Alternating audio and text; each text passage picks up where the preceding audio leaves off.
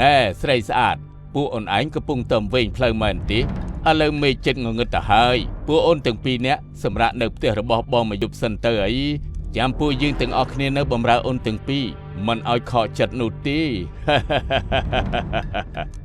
អាចចង្រៃ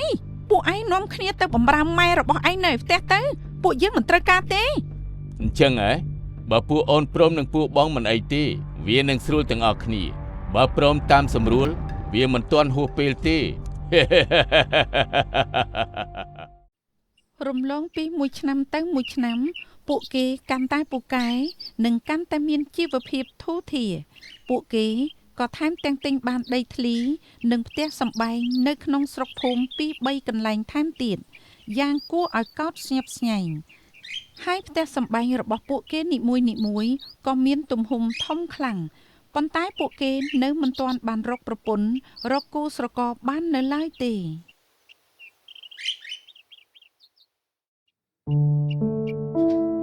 អដែន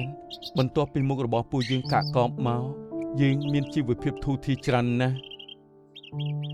មែនហើយអាដាមអញចង់បបួលឪពុកសឿនឲ្យគាត់មករស់នៅជាមួយនឹងយើងផងដែរអញក៏គិតអញ្ចឹងដែរអាដែនគាត់នៅម្នាក់ឯងបើសិនជាមករស់នៅក្នុងស្រុកភូមិជាមួយគ្នាពួកយើងនឹងអាចពឹងពាក់អ្នកស្រុកអ្នកភូមិឲ្យជួយមើលថែផងដែរខ្លាចក្រែងថាគាត់ចាស់ជរាហើយដើររអិលដួលអីហ្នឹងណាយើងប្រញាប់រៀបចំឲ្យវ៉ាន់ទៅព្រឹកស្អែកនេះយើងចេញដំណើរទៅផ្ទះលោកពុកសឿន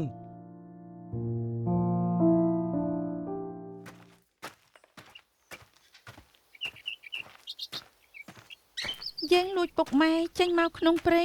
អញ្ចឹងបើពុកម៉ែរបស់ពួកយើងដឹងថាបាត់ពួកយើងចេញពីផ្ទះគាត់បារម្ភស្លាប់ហើយអើយពួកយើងធំអស់ហើយគាត់មិនសូវបារម្ភនោះទេហើយក៏គ្មានជំរឿសទេយើងត្រូវចេញមកដើម្បីស្វែងរកឱសថសម្រាប់ព្យាបាលជំងឺឪពុករបស់យើងនាងបុប្ផាយើងបានលើពួកអ្នកក្នុងភូមិយើងនិយាយតគ្នាថានៅក្នុងព្រៃជ្រៅនេះមានអាថ៌កំបាំងខ្លាំងណាស់លើថាមានអ្នកភូមិមួយចំនួនដែលបានចូលមករកសត្វឬរបស់ព្រៃខ្លាំងរបួសខ្លាំងបាត់ខ្លួនទៀតផងឯងថាម៉េចនាងលំអងហេតុអីក៏ឯងមិនប្រាប់យើងតាំងពីដំបូងយ៉ាប់ហើយពួកយើងឥឡូវពួកយើងវង្វេងផ្លូវហើយនាងបុប្ផាយើងដូចជាមានអារម្មណ៍ថានៅសុកស្រាប់តែមានភាពត្រជាក់នៅជុំវិញខ្លួនពួកយើងយ៉ាងម៉េចមិនដឹងទេអូយមែនហើយយើងក៏មានអារម្មណ៍តិចយ៉ាងម៉េចមិនដឹងទេអើយ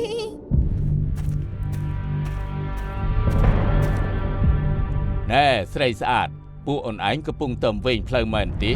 ឡូវមេចិត្តងងឹតទៅហើយពួកអូនទាំងពីរនាក់សម្រាប់នៅផ្ទះរបស់បងមួយយប់សិនទៅអីចាំពួកយើងទាំងអស់គ្នានៅបំរើអូនទាំងពីរមិនឲ្យខកចិត្តនោះទេអាចចង្រៃពួកឯងនាំគ្នាទៅបំរើម៉ែរបស់ឯងនៅផ្ទះទៅពួកយើងមិនត្រូវការទេ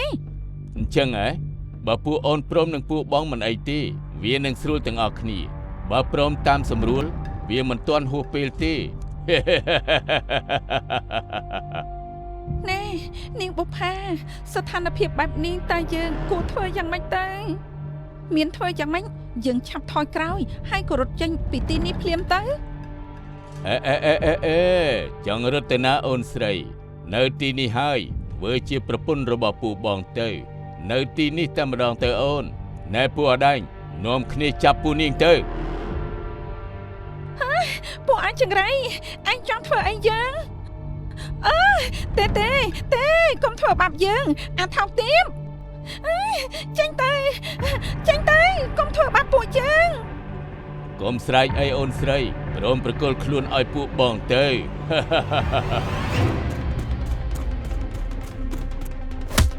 អាថោកទាបពួកឯងប្រហិនណាស់អំពើស្មោកគ្រងអញ្ចឹងក៏ពួកឯងហ៊ានប្រព្រឹត្តដែរ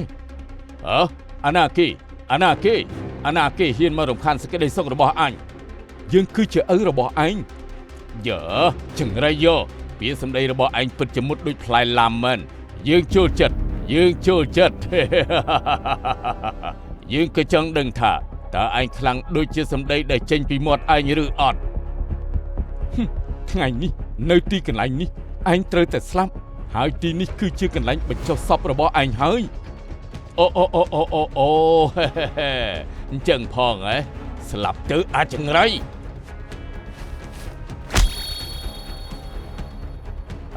មិនក៏រាងកាយអាល្អិតនេះរឹងមាំម្ល៉េះ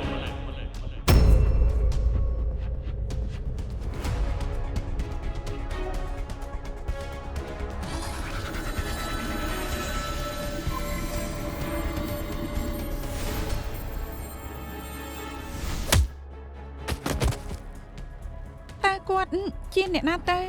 បើគាត់មកមិនទាន់ទេខ្ញុំត្រូវចាប់ហើយមិនការទេពួកយើងឆាប់រត់ចេញពីទីនេះភ្លាមទៅចង់រត់ផងហ៎ពួកអញទុកសាកសមនៅទីនេះហើយ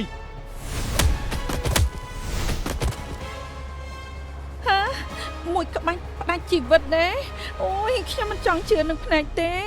បងប្រុសម្នាក់នេះជាមនុស្សឬក៏បិសាចអ្នកនាងតើអ្នកនាងមិនកើតអីទេមែនទេចាខ្ញុំមិនអីទេបើមិនបានពួកបងប្រុសមកជួយពួកខ្ញុំទាន់ពេលទេខ្ញុំមិនហ៊ានសម័យទេមិនអីទេអ្នកនាងពួកខ្ញុំគ្រាន់តែធ្វើដំណើរឆ្លងកាត់ទីនេះហើយក៏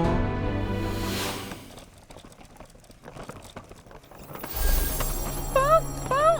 មានរឿងហើយនៅខាងមុខមានពួកមនុស្សអាក្រក់4នាក់កំពុងចាប់ធ្វើបាបទៅលើបងស្រីស្អាត2នាក់តើឲ្យលឿនទៅបងប៉ុន្មានឯអាកូនពុះបាទបងប្រកាសណាស់តើឲ្យលឿនទៅហួសពេលឥឡូវហើយបងសាក់ពួកខ្ញុំមានរឿងបន្ទាន់ដែលត្រូវធ្វើពួកបងនៅចាំលើរទេះនេះចុះទោះបីជាបានឃើញអ្វីឬក៏សាច់ញាតិណាមួយរបស់ពួកបងក៏កុំចុះពីលើរទេះឲ្យសោះណាបងសាក់បងស៊ីពួកបងនៅចាំទីនេះហើយព្រោះខ្លាចមានសត្វសាហាវវាចូលមកវាយប្រហារសត្វគោបើមានរឿងអីកើតឡើងនោះណែកំភ្លើងអឹមសីបងទុកការពារខ្លួនទៅបើមានអីមិនស្រួលបងបាញ់ទៅណាពេលពួកខ្ញុំឮសំឡេងកំភ្លើងពួកខ្ញុំនឹងបញ្ញាមកវិញភ្លាមពួកយើងដឹងហើយឆាប់ទៅហើយឆាប់ត្រឡប់មកវិញណាបងប្រុសភ្លឹកដល់ណាហើយអូហូមិញខ្ញុំនិយាយដល់ណាហើយប្អូនសួរបងប្រុសថាហេតុអីក៏បងប្រុសមកជួយប្អូនបងគ្រាន់តែជាអ្នកដំណើរឆ្លងកាត់ទីនេះតែប៉ុណ្ណោះហើយបានឮសំឡេងអ្នកទាំងពីរត្រូវមនុស្សអាក្រក់ធ្វើបាបអូនគិតតែមើលតើឲ្យបរិសុទ្ធដើមទ្រូង5ហាត់ដូចជាបងនេះបើកភ្នែកមើលគេធ្វើបាបស្រីស្អាតយ៉ាងម៉េចនឹងកើតទៅតើផ្ទះរបស់អូនឯណាបានជាដើរមកជួបនឹងពូវាទាំងអស់នេះខ្លួនជាស្រីមិនក៏ហ៊ានដើរមកក្នុងព្រៃស្ងាត់អញ្ចឹងតើអូនដឹងទេក្នុងព្រៃនេះវាមានគ្រោះថ្នាក់ខ្លាំងណាស់ពួកខ្ញុំមានបំណងចង់ចូលមករករបស់ព្រៃខ្លះនៅពេលនោះពួកខ្ញុំបានវង្វេងព្រៃហើយរឿងមិននឹកស្មានគឺបានជួបនឹងពួកមនុស្សអាក្រក់ទាំងនេះទៅហើយផ្ទះរបស់ខ្ញុំស្ថិតនៅចុងភូមិឯណោះបានហើយចាំពូបងជូនទៅនិយាយអញ្ចឹងតើអូនមានឈ្មោះអីដែរខ្ញុំឈ្មោះនាយដឹមរហស្សនីមអ្នកក្លាហានឯកាចាបងដឹមអូនឈ្មោះលំអងពិតមែនណាចា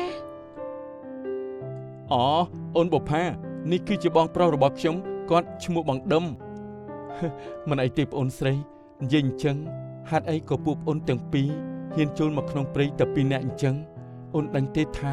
នៅក្នុងព្រៃនេះវាពិតជាគ្រោះថ្នាក់ណាស់ចាបងប្រុសពួកប្អូនទាំងពីរចូលមកក្នុងព្រៃនេះគឺដើម្បីស្វែងរកឱសថនិងរបស់របរស័ក្តិសិទ្ធិមួយចំនួនមកព្យាបាលជំងឺឪពុករបស់ខ្ញុំដែលគាត់បានសន្លប់បាត់បង់ស្មារតីរយៈពេល1ខែទៅហើយតើឪពុករបស់ប្អូនកើតជំងឺនេះឡើងដោយសារអីដែរឪពុករបស់ខ្ញុំគឺជាមនុស្សចូលចិត្តចូលព្រៃបរបាញ់សត្វកាលពី1ខែមុនគាត់បានចូលព្រៃបរបាញ់សត្វនៅយប់មួយគាត់បានជួបប្រទះនឹងជ្រូកព្រៃដ៏ចម្លែកមួយក្បាលហើយគាត់បានប្រយុទ្ធតទល់ជាមួយវាមិនដឹងជាយ៉ាងម៉េចទេពុកត្រូវចំហាយដែលចេញពីមាត់ជ្រូកក៏ទៅប៉ះនឹងដងខ្លួនក៏ធ្វើឲ្យគាត់ដួលសន្លប់តាំងពីពេលនោះមកតើផ្ទះរបស់ប្អូននៅណាចាំពូបងជូនទៅពីព្រោះនៅតាមផ្លូវមិនមានសុវត្ថិភាពទេ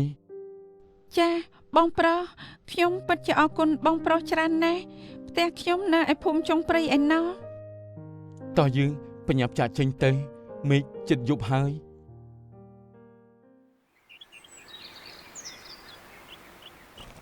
នេះឲ្យបងប្រុសផ្ទះរបស់ខ្ញុំ អើយកូនលំអងបាត់កូនពីផ្ទះម៉ែបារម្ភណាស់ឲ្យកូនសុំទោសម៉ែមកពីកូនចង់ឲ្យពុកឆាប់ជាតែកូនលួចចូលទៅក្នុងព្រៃដើម្បីស្វែងរកឱសថនិងវត្ថុមួយចំនួនដើម្បីយកមកព្យាបាលពង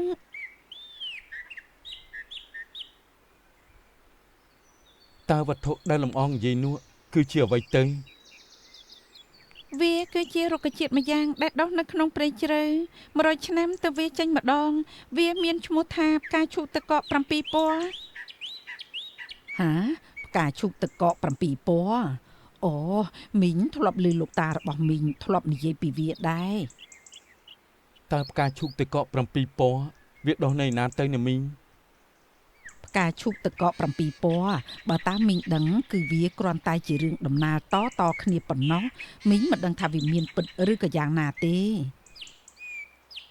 សូមណាមីងកុំបារម្ភទោះបីជាពួកខ្ញុំត្រូវលះបង់ជីវិតក៏ពួកខ្ញុំមិនស្ដាយដែរមីងអរគុណលោកក្មួយច្រើនណាស់បើតាមមីងគិតបើវាដងគឺវាដុះនៅកន្លែងដែលមានសីតុណ្ហភាពក្តៅនិងត្រជាក់ហើយផ្កាឈូកទឹកកក7ពណ៌នេះមានតម្លៃមហាសាលមិនអាចកាត់ថ្លៃបានមានគេចង់បានច្រើនណាស់មិនថាមនុស្សឬក៏បិសាចបើអញ្ចឹងពួកខ្ញុំលានណាមីងនិងអូនលំអងទៅសិនហើយចាបងប្រុសប្អូននឹងរងចាំបងនៅទីនេះ